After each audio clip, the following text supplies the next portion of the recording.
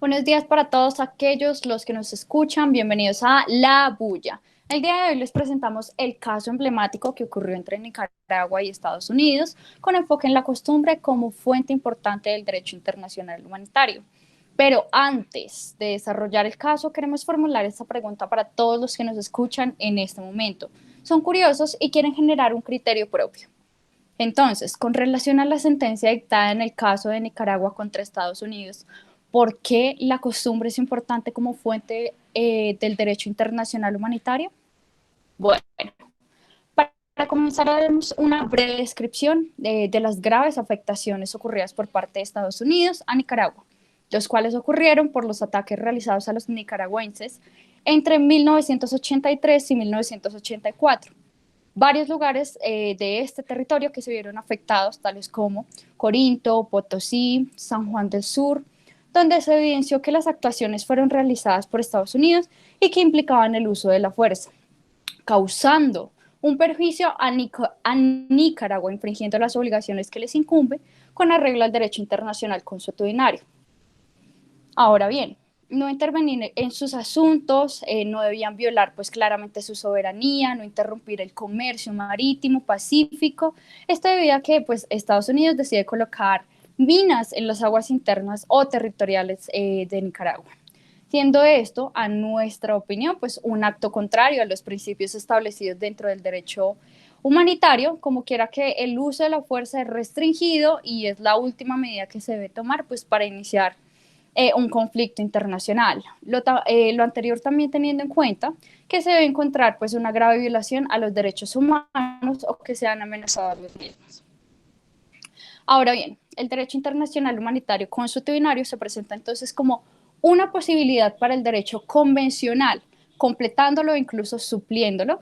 en los ámbitos pues que no se ha podido establecer una reglamentación convencional adecuada, aprovechando el apoyo de la opinión pública internacional y de los organismos humanitarios para ampliar los objetivos humanitarios del derecho internacional humanitario. Por ende, pues para continuar lo que estaba diciendo mi compañera Michelle,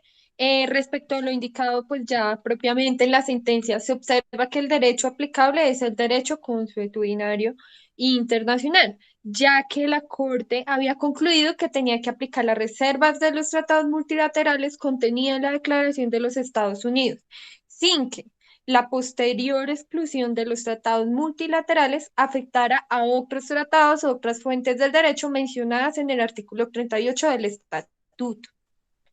Para ello, pues la Corte debía establecer el derecho efectivamente aplicable a la controversia determinando las diferentes consecuencias de la exclusión de la aplicabilidad de los tratados multilaterales para la definición del contenido del derecho consuetudinario internacional, que seguía siendo aplicable en dicha época. La Corte pues no considera que pudiera alegarse, como hacían pues los Estados Unidos pues dentro de la sentencia, que todas las normas consuetudinarias que se invocaran tienen un contenido idéntico al de las excluidas en los tratados que no podían aplicar en virtud de la reserva de los Estados Unidos. Aunque una norma convencional y una norma consuetudinaria tuvieran exactamente el mismo contenido, eso no sería motivo para que la Corte tuviera que opinar que la aplicación del proceso relativo al tratado debía necesariamente omitir la norma consuetudinaria. Solo en la medida en que dilataron pues las normas convencionales que no podía aplicar debido a la reserva pues de los Estados Unidos. En respuesta a este argumento de los Estados Unidos, la Corte pues consideró que la divergencia entre el contenido de las normas consuetudinarias y de las normas convencionales no era tal que en fallo restringido a la esfera del derecho consuetudinario internacional no fuera pues susceptible de cumplimiento o de ejecución por parte de las partes.